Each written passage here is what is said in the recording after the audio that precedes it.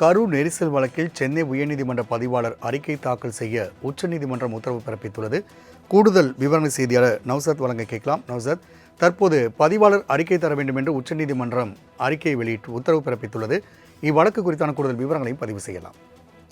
வணக்கம். கரூர் கூட்ட நெரிசல் தொடர்பாக எஸ்ஐடி விசாரணைக்கு சென்னை உயர்நீதிமன்றம் உத்தரவிட்டதை நடிகர் விஜயின் குறிப்பாக தாவே கட்சி தலைவரும் குறிப்பாக கட்சி சார்பாக உச்சநீதிமன்றத்தில் விசாரிக்க உள்ளதாக தகவல் வெளியிட்டிருக்கிறார்கள். மற்றும் இந்த விசாரணையை குறிப்பாக நீதிபதிகள் ஜே.கே. மகேஸ்வரி மற்றும் விஜய் பேஸ்நாய் விசாரிக்க இருக்கிறார்கள். கடந்த அக்டோபர் 14 நீதிமன்றம் சிபிஐ விசாரணைக்கு இடைக்கால உத்தரவு பிறப்பித்தது.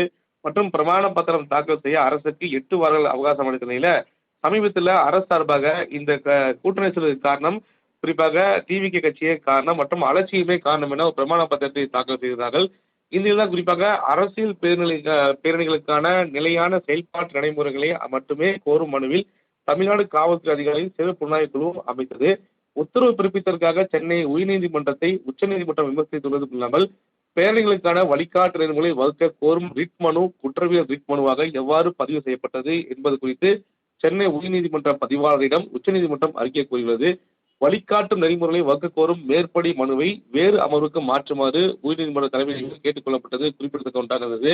இந்த போதிலும் தாவேகா மற்றும் பிற தரப்பினர் தாக்கல் செய்த மனுவில் நீதிபதி ஜே.கே. மகேஸ்வரி மற்றும் என்.வி. அஞ்சாரியா ஆகியோர் அடங்கிய அமர்வு இடைக்கால உத்தரவை பிறப்பித்தது. உத்தரவு பிறப்பிக்கப்பட்ட பிறகு சிபிஐ விசாரணை கோரும் 2 மனுக்களிலும் மனுதாரர்கள் தங்களுக்கு தெரியாமல் மனுக்கள் தாக்கல் செய்யப்பட்டதாக அரசு சார்பில் வாதாடிய ஏ.எம். சிங்வி மற்றும் பி. வில்சன் ஆகியோர் அமர்விடம் தெரிவித்தனர்.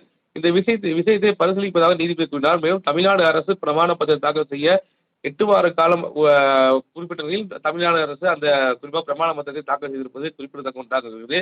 இந்த நிலையில் தான் குறிப்பாக இது தொடர்பாக உச்சநீதிமன்றத்தில் இந்த வழக்கு தொடர்பாக ரிட் மனுவை குறிப்பாக தாக்கல் செய்திருக்கிறார்கள்.